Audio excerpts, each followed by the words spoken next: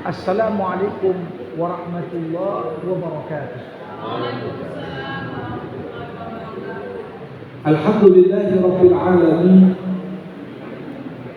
wa bihi nasta'in ala umuri dunya wad din. Summa salatu wassalam ala khairi man ba'athahu Allah rahmatan lil alamin sayyidil anbiya wal mursalin Rasulullah Muhammad sallallahu alaihi wasallam wa ala alihi wa ashabihi ajma'in. Allahumma 'allimna ma yanfa'una wanfa'na bima 'allamtana wa zidna 'ilma innaka antal 'alimul hakim. Bapak-bapak, ibu-ibu, saudara-saudari jamaah fardu subuh yang dimuliakan Allah Subhanahu wa taala. Bersyukur kita kepada Allah atas limpahan nikmat dan karunia-Nya kita dapat berhimpun di majelis ini. Selawat dan salam kita hadiahkan kepada Rasulullah. Allahumma shalli wa sallim wa barik alaihi. Jamaah rahimakumullah.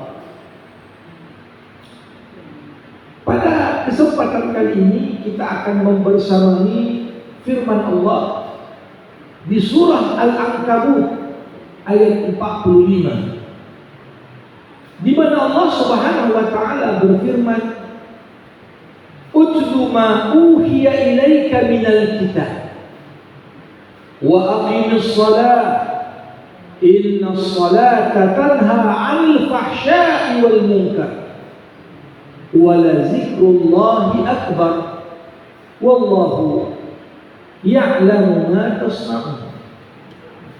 Allah Subhanahu wa taala berfirman, bacalah kitab suci Al-Qur'an yang telah diwahyukan kepadamu Muhammad dan dirikanlah salat.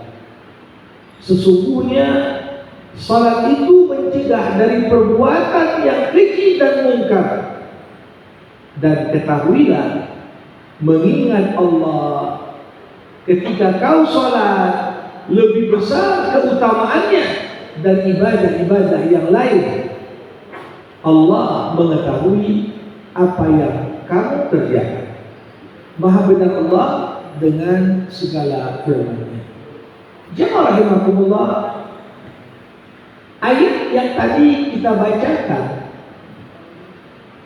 memerintahkan kepada kita dua ibadah yang begitu penting.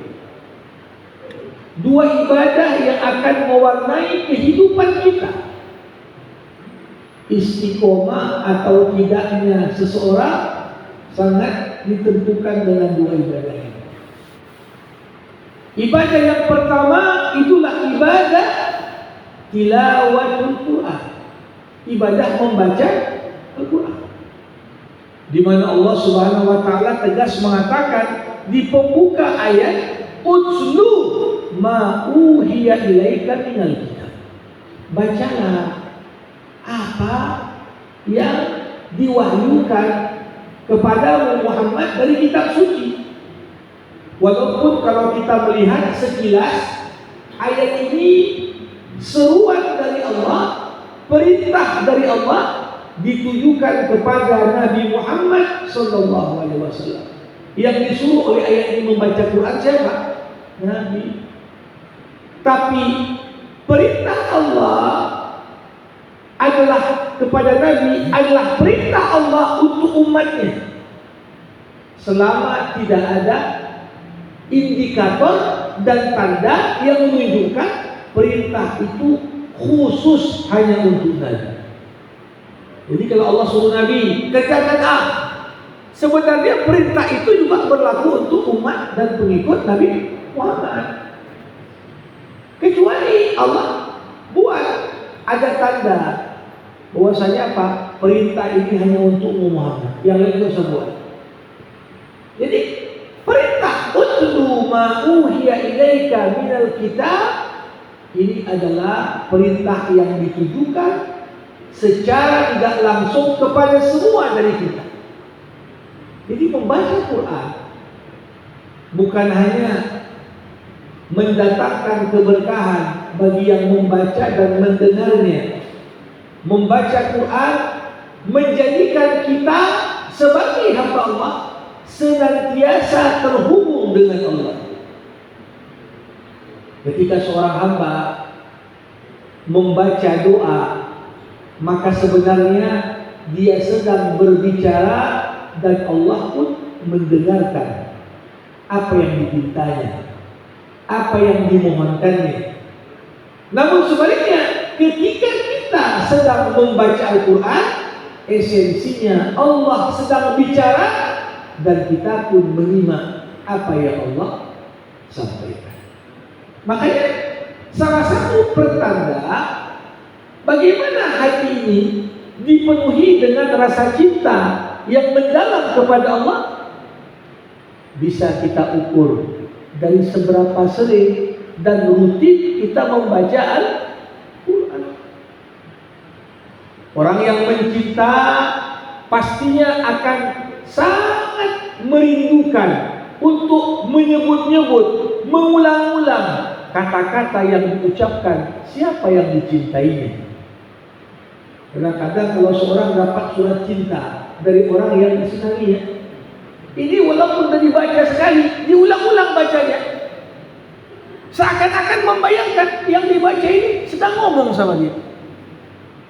Nah, di sisi Allah perumpamaan yang lebih mulia. Allah turunkan Quran tentunya di antara seminimal-minimalnya pembuktian kita cinta Allah, kita tak pernah bosan untuk membaca dan mengulang-ulang apa yang Allah sampaikan dan pesankan kepada kita hamba yang dicintainya. Jadi ini bagian pertama, bagaimana Al-Quran dan membacanya sumber keberkahan. Bukan hanya itu, Al-Quran yang kita baca senantiasa mengingatkan kita semua kita dalam pengawasan Allah. Kita selalu merasa dikontrol. Apapun yang kita buat Allah tahu. Ini salah satu poin penting dalam membaca Quran. Karena Quran dari awal hingga akhir, pesan terpenting Al-Quran adalah memperkenalkan siapa Allah kepada kita. Memperkenalkan bagaimana Allah dengan nama-namanya yang indah, sifat-sifatnya yang mulia. Pengetahuan Allah itu menyeluruh. Gak ada satupun yang kita buat Allah bisa gak tahu. Tak ada satupun yang kita kerjakan kecuali Allah mengawasi dan memantaunya, dan nanti di akhirat kelak pasti akan memintai pertanggungjawaban atas apa yang kita perbuat. Jadi ini ibadah pertama yang disinggung dalam ayat ini. Namun Allah bukan hanya minta Nabi Muhammad baca Quran, diikuti lagi dengan perintah kedua, wa aqimis shalah. Tegakkanlah salat. Sekali lagi, sebagaimana perintah tadi ditujukan secara langsung kepada Nabi Muhammad dan tidak langsung ditujukan kepada umatnya, maka perintah untuk mendirikan salat diperintahkan langsung untuk Nabi Muhammad dan diperintahkan secara tidak langsung di ayat ini kepada kita pengikut Nabi. Dan dirikanlah salat. Jemaah rahimakumullah, penggunaan redaksi wa aqimis shalah ini tentunya berbeda dengan kata-kata sallu. Kalau sallu artinya apa? Salatlah kalian. Tapi kata-kata aqimis shalah, tegakkan salat. Jadi seakan-akan redaksi ini menggambarkan kepada kita layaknya sholat itu adalah sebuah bangunan. Bangunan yang perlu ditegakkan, bangunan yang perlu diberdirikan. Wa aqimus shalah, tegakkan sholat. Allah tak katakan sholatlah kalian, tegakkan sholat. satu bangunan itu bisa berdiri tegak? Kalau tiang dan pilarnya itu kita tegakkan. Bisa nggak kadang-kadang bangunan minimal kemah lah, bisa nggak berdiri kemah dengan tegak kalau tak ada tiang penyangganya? Maka begitu juga, tak terbayangkan dibangun satu bangunan nggak ada tiang penyangganya. Maka sholat yang kita kerjakan ini harus kita dirikan, bukan sekedar kita kerjakan, didirikan dengan melaksanakan rukun-rukunnya, menyempurnakan syarat dan sunnahnya. Bahkan bukan hanya itu, wajib dihadirkan ruh sholat. Ruh sholat itulah khusyuk. Al-khusyuk ruhus sholat. Kekhusyuan itu adalah jiwanya sholat. Kalau ada orang, ada badannya, tapi tak ada rohnya, apa itu kita sebut manusia? Enggak. Kita sebut jenazah. Ada badannya, tapi enggak ada ruhnya. Maka ibadah yang sekedar gerakan-gerakan, ucapan-ucapan, tanpa dihadirkan ruh sholat di dalamnya, itulah khusyuk. Maka itu bukanlah menegakkan sholat. Jadi bacalah Quran dan tegakkanlah sholat. Kenapa makna menegakkan sholat ini perlu kita pertegas? Karena Allah Subhanahu wa Ta'ala di kelanjutan ayat menyampaikan dampak luar biasa ketika sholat benar-benar kita tegakkan, bukan sekedar kita kerjakan. Kalau sholat dengan rukunnya ditegakkan, syarat dan sunnahnya disempurnakan, ruhnya dihadirkan, maka dikatakan inna sholata tanha 'anil fahsya'i wal munkar. Sesungguhnya sholat dapat mencegah dari perbuatan keji dan munkar. Bapak Ibu jamaah rahimakumullah, pernyataan Allah di ayat ini cukuplah tegas. Sholat kalau kau dirikan, kalau kau laksanakan lengkap dengan segala aturan mainnya, apa yang kita kerjakan itu mampu membentengi kita, mampu melindungi kita dari dua hal yang sangat buruk sekali. Itulah perbuatan keji dan munkar. Jemaah rahimakumullah, kenapa Allah tegas sekali mengatakan kalau ada perbuatan keji, kalau ada perbuatan munkar, berarti sholatmu belum betul, sholatmu belum kau tegakkan. Nah, kalau kita melihat lebih lanjut, sebenarnya akar dari segala perbuatan keji dan munkar itu apa? Dalam banyak tempat di dalam Al-Quran Allah menyebut akar dan sumber utama lahirnya perbuatan keji dan munkar pada diri manusia adalah sifat lalai. Jadi kita ini mabuk, berzina, berbohong, korupsi, nipu, berkhianat, semua perbuatan yang disebut sebagai perbuatan keji dan munkar ini esensinya apa?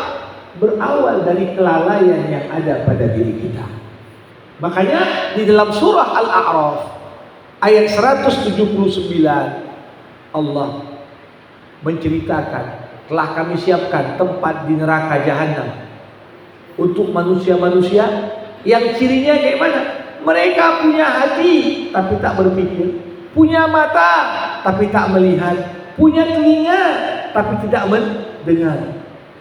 Allah katakan, ulaika kal an'am bal hum adall. Ulaika humul ghafilun.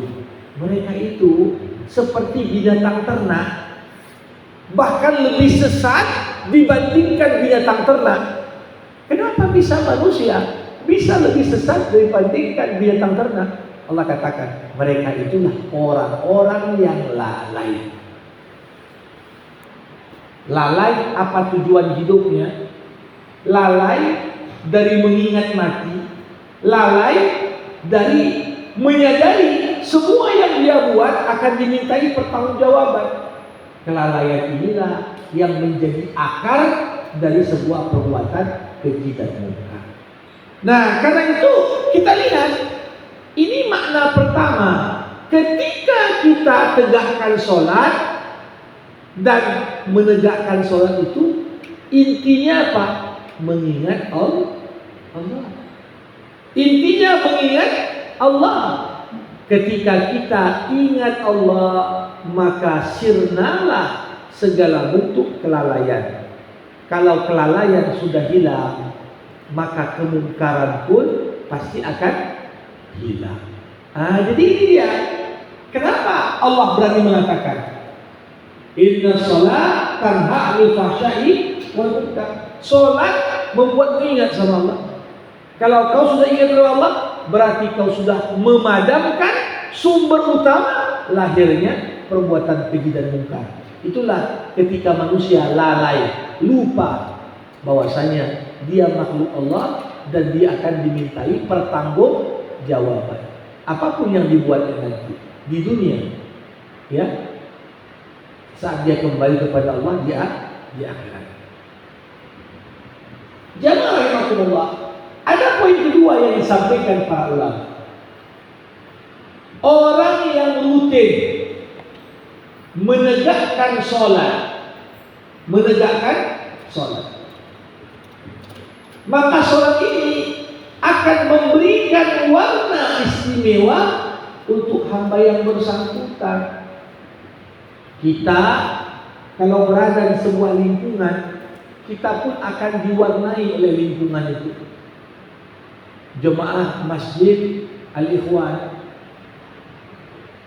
kalau kita senantiasa rutin memakmurkan masjid ini, maka mana nilai-nilai yang dominan di antara jemaah masjid ini, kita pun akan kebagian. Banyak yang suka sedekah, kita pun akhirnya ikut. Banyak yang suka ngaji, kita pun akan diwarnai.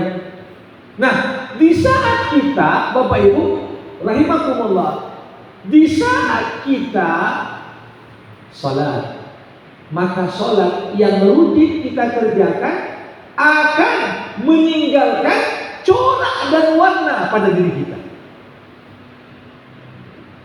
Sesuatu yang kita kerjakan, bagaimana mungkin salat itu tak meninggalkan warna? Bayangkan, tiap hari 5 waktu minimal kita salat. Itu yang wajib.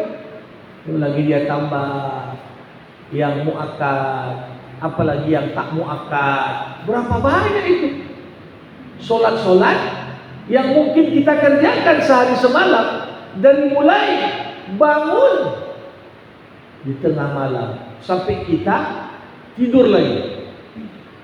Itu berapa banyak solat? Banyak sekali. Jadi solat ini meninggalkan corak dan warna pada diri kita, dan warna inilah yang nantinya akan melindungi kita, mencegah kita terkontaminasi dengan corak dan warna setan. Jadi setan pun karena dia selalu membisikkan manusia, udah kau ambil aja waktu, setan. Sudah kau tinggalkan saya dia. Udah, dia pun sering tipu engkau, balas saja tipu lagi dia. Ini bisikan-bisikan. Nah, setan itu tak pernah cuti, Bapak Ibu. Pernah nggak setan cuti? Ambil liburan lah dulu, tak usah ganggu manusia. Nah, tidak pernah ada kata libur pada setan. Setiap saat. Maka kita pun membutuhkan warna yang bisa mencegah kita diwarnai oleh bisikan setan. Seketika manusia tak sholat, atau sholatnya cuma sekedar gerakan-gerakan tanpa makna. Ketika dia sekedar mulutnya komat kamit, badannya bergerak, namun dia lupa menghadirkan jiwanya sholat, itulah khusyuk. Maka yang terjadi apa? Kita akan diwarnai oleh syaitan. Nah, maka dari itu orang yang pakai pakaian putih, ya, kira-kira rela nggak ada tempat yang kotor, dia duduk di tempat yang kotor? Nah, orang yang putih tahu ya, aku duduk di sini, baju pun akan kena noda dan kotoran. Dia jaga diri. Begitulah orang yang senantiasa sholat, laksana orang yang berpakaian putih, maka dia tak mau menceburkan dirinya duduk di tempat-tempat yang banyak setannya. Ini makna sholat mencegah dari perbuatan keji dan mungkar. Jamaah rahimakumullah, kita lihat poin berikutnya. Di dalam Al-Quran perintah sholat 28 tempat disandingkan dengan perintah membayar zakat. Aqimus sholat wa atuz zakat. Maka kenapa sholat dapat mencegah perbuatan keji dan mungkar? Karena sholat adalah saudaranya zakat. Zakat bisa mengikis sifat sikir dan sikap apatis, tak peduli dengan orang-orang yang susah yang ada di sekitarnya. Ketika kita sholat, hati kita lebih peduli. Ketika kita sholat, kita tak rela, kita sholat, tapi orang-orang sekitar kita kelaparan. Orang-orang sekitar kita hidup dalam keterbatasan. Muncullah dalam diri kita ini apa?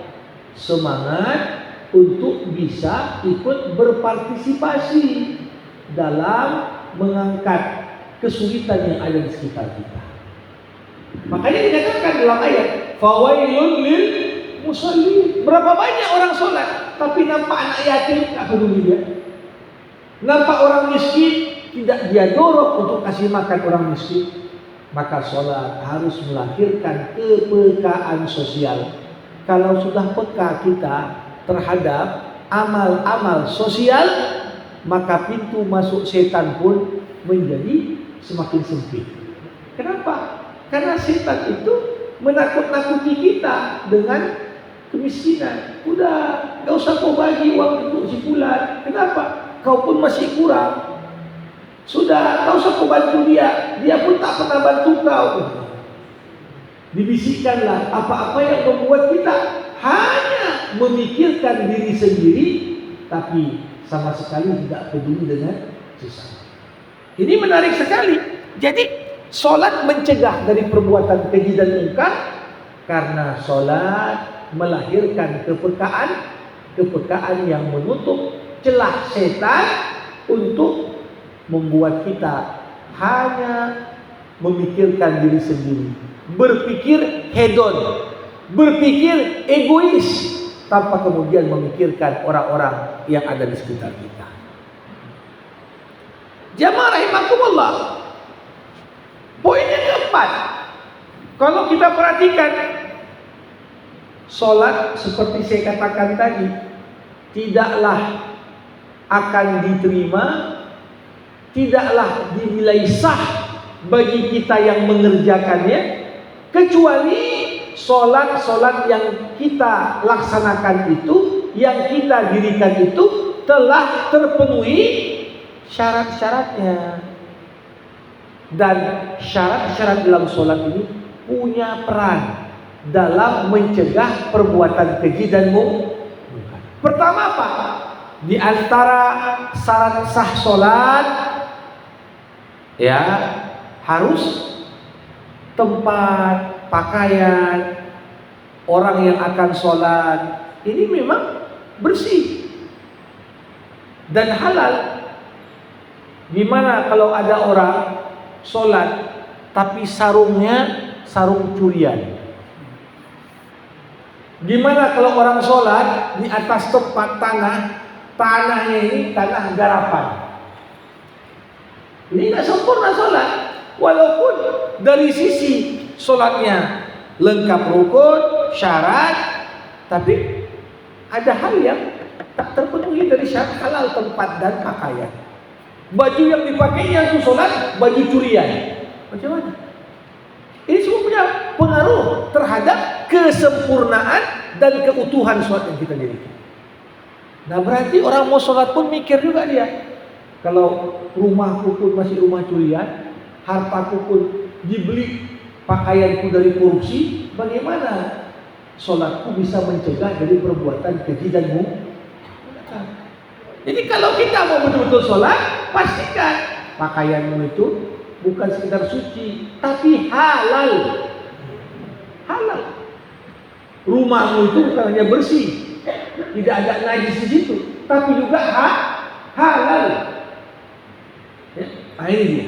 Yang kedua, supaya sholat kita itu sah, kita juga harus bersuci dan menjaga wudu. Para hadirin, coba bayangkan, tatkala kita wudu, kita mensucikan badan kita sucikan pikiran kita sucikan juga hati kita. Karena orang mau berwudu itu juga ada khusyuk dalam wudu. Jadi khusyuk bukan dalam sholat, dalam wudu pun penuh khusyuk. Bagaimana? Ya wudu pun jangan tergesa-gesa. Sebagaimana kita nggak boleh gerakan-gerakan sholat itu cepat-cepat. Sampai Nabi mengistilahkan orang yang terburu-buru dalam sholatnya laksana pencuri dalam sholat. Dia curi haknya ruku, dia curi haknya sujud, dia curi haknya duduk tahiyat, duduk di antara dua sujud. Begitu juga mau wudu sembarang saja. Bagaimana dalam berwudu kita harus menghadirkan di benak kita, aku bersuci karena akan sebentar lagi berjumpa dengan Raja di Raja, pemilik alam semesta dengan segala keagungannya. Ketika membayangkan aku ini bersuci, kenapa? Mau jumpa Allah. Sama seperti kalau orang bersolek, berpakaian rapi, kenapa? Oh mau jumpa gubernur, oh mau jumpa menteri, oh mau jumpa presiden, oh mau jumpa tokoh si fulan. Kita mempersiapkan diri dengan sebaik-baiknya. Maka untuk menghadap Allah seharusnya persiapan bersuci dan memastikan kita bersih dan rapi itu lebih penting dibanding kalau sekedar berjumpa dengan manusia.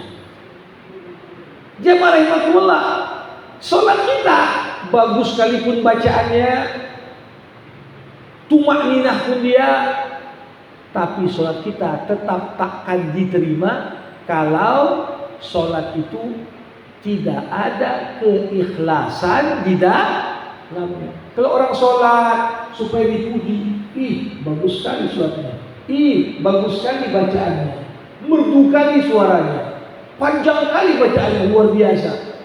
Kalau orang sholat untuk dikomentari, berharap aku dipuji, berharap namanya dielulukan, hilang ikhlas dalam sholat. Kira-kira sholat bisa mencegah keji dan munkar enggak?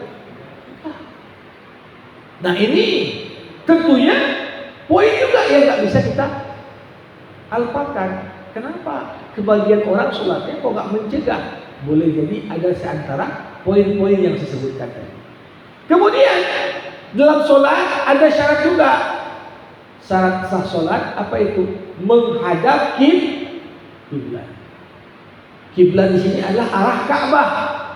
Bagi orang yang tak bisa melihat Ka'bah, minimal menghadap ke arahnya.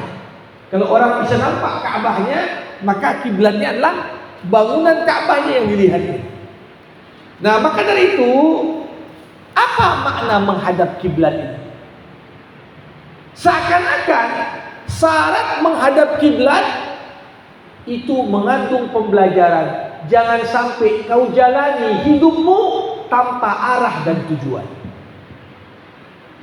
Orang kenapa banyak berbuat keji dan mungkar? Gak jelas tujuan hidupnya, gak jelas visinya mau kemana. Semakin tak jelas hidup ini mau dibawa kemana, disitulah orang narik ke kanan, orang narik ke kiri, orang narik ke belakang. Tapi kalau kita punya visi yang jelas, visiku Ka'bah, pengertian simbol kita, yang kutuju adalah ridho Allah, maka mau digoda kanan kiri depan belakang, kita tak akan berbalik dan bergeming. Ini makna menghadap Ka'bah, menghadap kiblat, mengajarkan pada kita solat senantiasa menuntut kita untuk punya visi dan tujuan hidup yang jelas. Kalau visi sudah jelas, tak mudah kita digiring untuk berbuat keji dan mungkar. Jamaah rahimakumullah, kita lihat lagi di antara rukun solat ada namanya rukuk dan sujud. Rukuk dan sujud ini adalah di antara amalan dan gerakan yang paling dicintai Allah dari kita ketika kita sholat. Dan kalau kita telaah dan kaji, rukuk dan sujud adalah simbol dari sifat tawadhu, rendah hati, simbol anti sombong. Kalau kita tengok kayak mana orang di Jepang mau menghormati orang lain, tunduk dia, rukuk dia. Nah, kita nggak mau merukukkan diri hanya kepada Allah. Begitu juga saat kita sujud, bagian tubuh yang paling kita hormati dan kita muliakan, tak rela kita kalau kita tundukkan, kita tempatkan sederajat dengan telapak kaki kita, kecuali hanya untuk Allah. Nah, di saat manusia sombong, terbukalah pintu perbuatan keji dan mungkar. Tapi kalau kita sadar, aku ini makhluk lemah, aku ini makhluk hina. Kalau Allah mau cabut harta darimu sebentar saja, itu bisa dicabut. Kalau Allah ingin hilangkan jabatan, pangkat, popularitas, apapun yang kau punya, sebentar saja sama Allah. Kun fayakun. Jadi ini makna solat mencegah perbuatan keji dan mungkar. Nah, jamaah rahimakumullah, termasuk syarat sah solat apa? Nutup aurat. Bagus tuh dia rukunya, tapi kalau solat telanjang gimana? Bapak Ibu, disyaratkannya dalam solat kita menutup aurat, menggambarkan paling banyak setan menggiring manusia kepada keji dan mungkar dengan mendorong manusia untuk semakin telanjang. Saat Adam alaihissalam makan buah terlarang di surga bersama dengan istrinya Hawa, seketika siap makan, apa yang terjadi? Fabadat lahuma sawatuhuma, pakaian keduanya yang sebelumnya tak nampak, tiba-tiba keduanya telanjang, nampak aurat dan kekurangannya. Maka Adam dan Hawa sibuk mencari daun-daunan surga menutupi auratnya. Di zaman sekarang Bapak Ibu, kalau kita lihat, salah satu cara setan mendorong manusia buat keji dan mungkar apa? Didorong orang itu dianggap makin bajumu terbuka, makin modern kau. Padahal orang-orang yang bajunya terbuka itu orang primitif. Ya, coba bandingkan. Orang-orang primitif itu apa? Ya, cuma tutup ya organ intimnya. Ya, gak usah jujur lah. Kita banding misalnya. Semakin primitif satu suku, tengok pakaiannya. Tapi semakin berperadaban sebuah bangsa, nampak juga dari pakaiannya. Nah, yang terjadi apa? Sekarang dirusak pikiran manusia. Yang pakai bikini dikasih, yang pakai hijab bahkan cadar dilarang. Ini kan artinya manusia udah di pikirannya ini udah berpikir seperti cara setan. Maka jangan heran Bapak Ibu, kalau angka-angka pergaulan bebas di kalangan anak muda, sampai pemerintah pun menyikapi kondisi yang kacau, dibuat kebijakan lebih kacau. Ditengoknya banyak anak SMA udah hubungan bebas, udah kalau gitu kita bagikan kondom. Ini kebijakan kebijakan kacau ditambah dengan realitas yang kacau. Kenapa? Karena yang buat kebijakan pun nggak ngerti sholat. Sasaran kebijakan mau dibagi kepada mereka kondom pun nggak ngerti sholat. Tapi kalau dipahamilah filosofi sholat kepada anak-anak kita yang duduk di pemerintahan, yang punya kuasa anggaran, ini juga dipahamkan sholat, makin kau tak peduli dengan auratmu, semakin pula lah kau dekat dengan perbuatan keji dan munkar.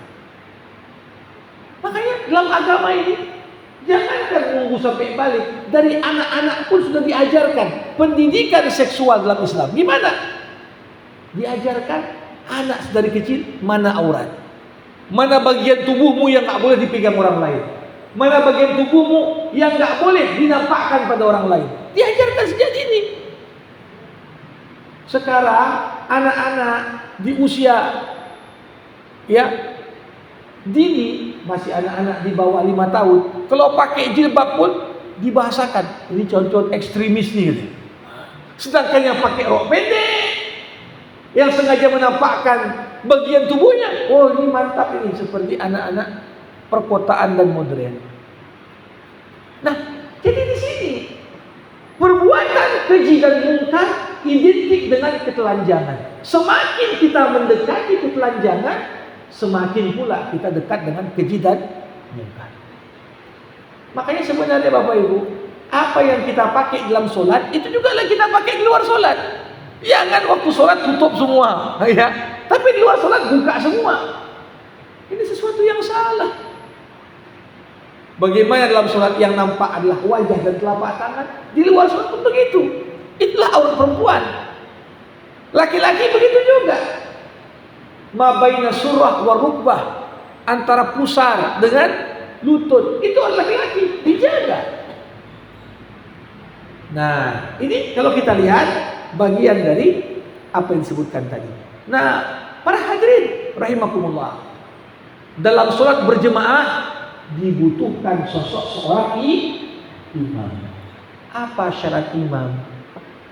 Bukan hanya bacanya baik, tapi kita yakin dan pasti imam ini akidahnya betul, imam ini akhlaknya baik, imam ini diikuti dan diteladani. Coba bayangkan kalau ada imam terkenal pula minum-minuman keras, terkenal pula dia suka melakukan maksiat, layak enggak jadi imam? Artinya apa? Kebanyakan orang buat keji dan munkar karena salah memilih imam. Makanya ini sholat jangan kira nggak ada kaitannya dengan urusan politik. Ada. Salah kita pilih pemimpin kita, pemimpin yang rusak, menggiring kita berbuat keji dan munkar. Makanya Nabi Muhammad pernah mengatakan, akan datang suatu masa kalian tak lagi beramar ma'ruf nahi munkar. Sahabat terkejut. Tapi seketika Nabi berkata, akan datang suatu masa orang berbuat munkar difasilitasi, disubsidi. Sebaliknya orang yang berbuat ma'ruf dipersekusi, diancam. Kenapa? Salah imamnya, salah pemimpinnya. Pemimpin yang tak layak dan tak punya kecenderungan menjadi pemimpin. Jadi orang olo-olo di Aceh, kok syarat gubernur kok harus cara baca Quran harus pandai? Jangan, karena membaca Quran itu menunjukkan sejauh mana komitmen dia terhadap agama. Kalau baca Quran pun belepotan, pasti suatnya pun belepotan. Pasti amal-amal lain pun lebih parah lagi. Nah, kita ini kan bukan sekedar ingin pemimpin untuk dunia, tapi pemimpin dunia, tapi membawa pada kebahagiaan akhirat. Lewat kebijakan yang dibuat, lewat apakah perwalnya, apakah pergubnya, apakah perpresnya. Ini semua bukan kalau sempatlah dapat wakil presiden suka nonton porno. Kejadian pula dia naik demi presiden, dibuatlah peraturan. Coba bayangkan efek pengerusakan. Sebagaimana dalam sholat kita menolak imam fasik, imam yang suka berbuat maksiat, tak layak jadi imam walaupun bacaanmu bagus. Maka di luar sholat pun berapa banyak orang berbuat keji dan mungkar karena salah memilih pemimpinnya. Jamaah rahimakumullah, salat berjemaah ini juga punya filosofi. Ketika kita berjemaah, kita beberapa langkah lebih dekat pada keselamatan dan lebih jauh dari kesesatan. Banyak orang sesat itu kapan Bapak Ibu? Kalau sendiri-sendiri. Kalau kita berkumpul rame-rame, biasanya akan jauh potensi sesatnya dibanding kalau orang sendiri-sendiri. Maka sholat berjemaah pastinya lebih mampu mencegah kita dari keji dan mungkar dibandingkan sholat sendirian. Bukan hanya itu, termasuk kita lihat hukum dan syarat sholat berjemaah menghidupkan banyak sekali nilai-nilai yang baik dalam bermasyarakat. Apa contohnya? Dalam berjemaah gak boleh makmum bergerak sebelum imam. Walaupun makmum lebih tinggi pangkatnya, bos dia di kantornya, aku duluan lah rukuk daripada imam. Gak boleh. Ini mengajarkan kepada kita, kalau anak muda, anak buah udah bergerak lebih dulu daripada pemimpinnya, gak mau nuntut aturan, ini akan muncul perbuatan keji dan mungkar. Semuanya main sendiri. Tak ada keteraturan, tak ada kedisiplinan, tak menghormati orang lain, menjauhi perpecahan. Ini semua adalah pembelajaran yang bisa kita ambil dari sholat berjamaah. Maka dari itu di penutup ayat Allah katakan wala zikrullahi akbar. Ini ayat yang luar biasa. Banyak makna dari kata-kata wala zikrullahi akbar. Tafsiran pertama, sholatmu adalah zikir yang lebih baik daripada bentuk zikir-zikir yang lain. Ini makna pertama. Jadi kalau ada orang siap sholat, dia sholat rawatib, ada lagi yang misalnya zikirnya panjang kali misalnya. Ya, sholatnya ini kadang-kadang bisa lebih baik daripada zikir. Karena menegakkan sholat itu diantara sebaik-baiknya zikir. Ini makna pertama. Yang kedua, maknanya wala zikrullahi akbar, artinya apa? Poin terpenting dalam sholat adalah mengingat Allah. Dari mulai kita membuka sholat, takbiratul ihram, Allahu akbar, nilai kekhusyuan kita dalam sholat diukur sejauh mana mengingat Allah dalam sholat itu terjaga dari awal sampai akhir. Begitu sholat diingat, kunci yang hilang tuh di mana ya? Ini berarti udah hilang ingat Allah, maka berkuranglah kekhusyuannya. Ingat dia, belum bayar juda-juda sama kakak itu.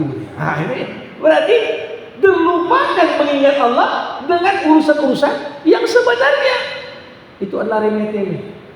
Kenapa diulang-ulang? Allahu Akbar, Allahu Akbar. Allah lebih besar dari segala apa yang menyibukkan pikiranmu ketika kau sholat. Ini maknanya wala zikrullah. Tapi jamaah rahimakumullah, ada tafsiran yang lebih menarik lagi.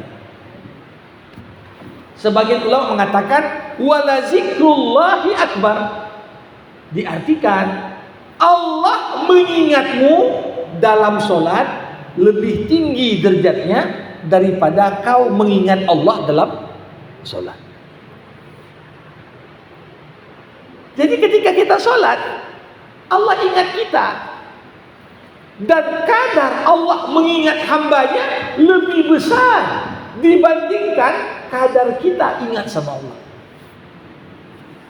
Kalau Allah sudah ingat kita, Bapak Ibu, mungkin gak Allah biarkan kita kesulitan? Mungkin gak Allah biarkan kita dirundung masalah dan problem yang banyak? Enggak. Karena Allah mengingatmu, itu lebih tinggi nilainya dari kau mengingat Allah. Makanya inilah sebab kenapa Rasulullah kalau banyak problem langsung cepat-cepat mau sholat. Arihna biha ya Bilal, istirahatkan kita dengan sholat wahai Bilal.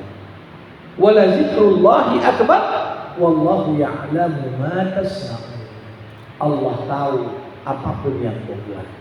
Ini kunci.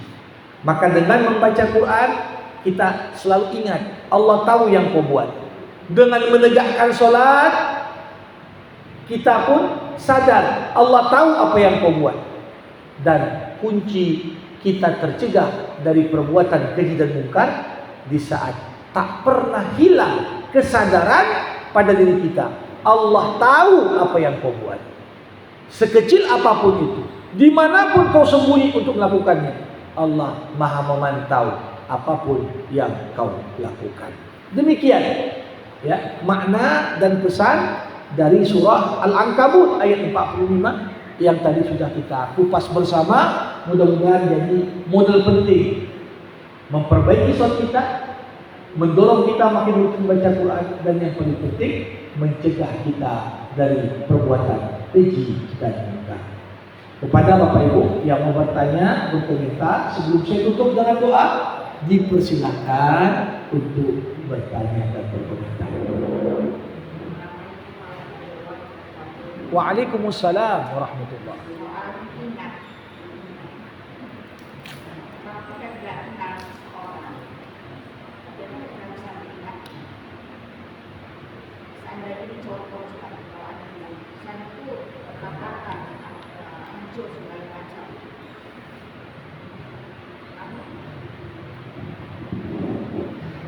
Namun kita tidak kenal dengan dia. Kayak ini dapat efek Ustaz, karena kita tidak kenal. Jadi kalau ini ketika mengajar Ustaz ya, menurut saya mengingat itu kita harus kenal dulu. Yang kita kenal itu kalau terjadi sesuatu atau ke dia pasti efeknya ke kita ada. Satu ya Ustaz ya. Masalahnya soal kelalaian. Kelalaian tadi kan pasti ada sebabnya. Saya ini mau bertanya ke Ustaz, sebabnya itu apa-apa ya Ustaz, dan bagaimana cara untuk menghindarinya Ustaz? Sekian Ustaz, terima kasih. Waalaikumsalam warahmatullahi wabarakatuh. Iya, kita tentunya supaya mengingat Allah harus kenal dulu tepat. Harus ada kadar minimal perkenalan kita tentang Allah. Makanya semakin kita paham nama-nama Allah yang indah, sifat-sifatnya yang sempurna, makin kita ingat sama Allah. Tapi kalau dia sedikit pun tak ada kenal sama Allah, nggak kenal perbuatannya, nggak kenal ciptaannya, nggak kenal apapun, gimana mau ingat? Ya. Dan para hadirin, kemanapun mata memandang, sejauh apapun pandangan dituju, semua yang ada di alam semesta ini menunjukkan keagungan Allah. Menengok apa kita? Semuanya menunjukkan. Karena semua yang ada di alam semesta ini ciptaan Allah. Nengok bulan, ya pasti ingat kita siapa yang ciptakan bulan. Nengok kereta api cepat, ingatnya bukan manusia yang mendesain saja. Gimana Allah ciptakan otak dan akal yang luar biasa, manusia bisa meniru ciptaan Allah yang lain sehingga bisa jadi kereta api cepat tadi. Ini artinya betul mengingat itu selalu diawali dari mengenali. Nah, terkait dengan lalai, apa yang membuat kita ini lalai? Jamaah rahimakumullah, lalai itu tadi banyak sebabnya. Tapi yang paling penting lalai itu karena tak punya tujuan yang jelas. Ya, tak punya tujuan yang jelas. Jalan-jalan, keliling-keliling, habis waktu untuk hal yang remeh-temeh. Karena nggak punya tujuan yang jelas. Tapi kalau tujuan yang jelas, nggak kenal lagi. Apa tujuan Allah ciptakan kita di muka bumi? Untuk apa kita ada? Lalai itu juga bisa karena faktor lingkungan. Kalau kita berada di tengah orang-orang lalai, ya kita pun ikut lalai. Habis waktu asyik main catur saja. Habis waktu asyik main dam saja. Bukan tak boleh, artinya melakukan amal-amal yang mubah, hiburan untuk waktu sebentar boleh. Tapi dari pagi sampai sore itu aja. Ini sudah lalai. kita bergaul dengan orang lalai, kita pun ikut lalai. Nah, jadi ada faktor pada diri kita nggak punya hidup, ada faktor karena eksternal kita, lingkungan di mana kita berada. Nah, itu yang paling utama yang menyebabkan kelalaian. Ya, dipersilakan. Ayo. Terima kasih Ustaz. Assalamualaikum warahmatullahi wabarakatuh. Waalaikumsalam. Ustaz, masalah yang berbeda pertanyaannya yaitu mengenai bacaan Al-Quran Al-Karim. Kalau kita pernah baca videonya di Habibie waktu sekolah di Jerman itu, ternyata yang lebih juga membaca Al-Quran Al-Karim baru dilahirkan kepada Rasulullah SAW untuk umat Islam. Mungkin di sini ada ini barangkali untuk merahmatkan untuk alam. Karena dari kejadian itu bahwa Yahudi juga ternyata mengamalkan Al-Quran hafal pun. Jadi kadang-kadang saya pernah lihat di Ustaz di masalah Palestina ini, minta maaf Ustaz kalau saya sedikit. Setiap kejadian teraniaya Palestina, lalu sampai sekarang kebebasan mereka itu tidak ada. Apakah ini ada hubungan kaitannya bahwa karena masyarakat Yahudi ini mengamalkan Al-Quran Al-Karim, walaupun rakyat Yahudi di Palestina itu penghafal Al-Quran terbesar di dunia itu, kita tidak bisa pungkiri dari anak-anak sampai di orang tua mereka menghafal Al-Quran Al-Karim. Tapi kok tertindas semacam jalimnya yang ini tertindas mereka. Jadi apakah memang ini ada hubungannya dengan wasilah daripada Al-Quran Al-Karim itu sendiri? Baik, terima kasih. Ya. Jemaah rahimakumullah, mungkin banyak orang baca Quran, tapi motivasi baca Quran seorang muslim dengan non-muslim dia beda. Muslim ketika membaca, dia berangkat dari membaca Quran itu adalah wahyu dan petunjuk. Dari awal seorang yang beriman ketika baca Quran sudah meyakini isi Quran ini adalah perintah Allah untuk eksekusi. Tapi muslim yang tak beriman atau imannya masih level rendah, kadang-kadang baca Quran itu apa? Supaya dapat pahala aja. Dia tak sadar bahwasanya yang dia baca itu juga harus dia amalkan. Sampai Nabi Muhammad berkata dalam sebuah hadis, berapa banyak orang yang baca Quran di dunia, tapi Quran melaknatnya di akhirat. Kenapa? Karena gak ada satupun yang dia baca itu yang dia amalkan. Quran nyuruh A, dia buat C. Dua hal yang berbeda. Nah, kalau non-muslim baca Quran, pada umumnya itu karena dua motivasi. Pertama, motivasi cari kelemahan Quran. Kalau memang tujuannya cari kelemahan, sungguh-sungguh ingin cari, berapa banyak yang berangkat dari ingin mengkritik Quran, justru pada akhirnya masuk Islam. Karena dibaca Quran dengan kritis dan tidak ditemukan ada kitab suci lain yang sejalan dengan akal, sebagaimana disampaikan dalam Quran. Makanya kalau dia baca mendalam, walaupun tujuan akhirnya mau mengkritik, insya Allah ujungnya dapat hidayah. Tapi kalau bacanya cuma sampulnya dia, kemudian dia ngomong ke orang-orang macam-macam, ini karena belum baca. Yang bilang Quran itu kitab suci berdarah, yang bilang Quran itu kitab ini dan itu, ini tanda dia belum baca. Aku baca, ujungnya tak akan baca. Yang kedua, ada orang membaca motivasinya bukan untuk mengkritik Quran. Bahkan non-muslim sebagian yakin kebenaran Quran, tapi dia tak mau beriman. Kenapa? Karena kepentingan dunianya bisa terganggu. Kepentingan dunianya bisa terganggu. Tapi yakin gak dia? Bahkan mereka yang mengatakan di dalam Al-Quran Allah katakan awalam yaral lazina kafaru, apakah orang-orang kafir tak melihat annas samawati wal arda kanata ratqa, bumi dan langit itu merupakan satu kesatuan, kemudian kami pecahkan di antara keduanya. Lahirlah teori Big Bang, teori-teori tentang asal muasal alam semesta. Yang menarik, ayat tadi diawali dengan kata-kata awalam yaral lazina kafaru. Apakah orang kafir enggak melihat? Berarti Allah pun tahu banyak orang kafir ketika ingin membuktikan satu teori, dia coba sandingkan dengan Quran. Apa kata Quran? Cuma mereka ini rata-rata ada sebagian yang khawatir, kalau aku masuk Islam habis karirku. Kalau aku masuk Islam, aku dimusuhi oleh masyarakatku. Jadi ada yang masuk Islam tapi menyembunyikan keislamannya. Ada yang sekedar kipu dan mau tahu aja. Tapi artinya apa?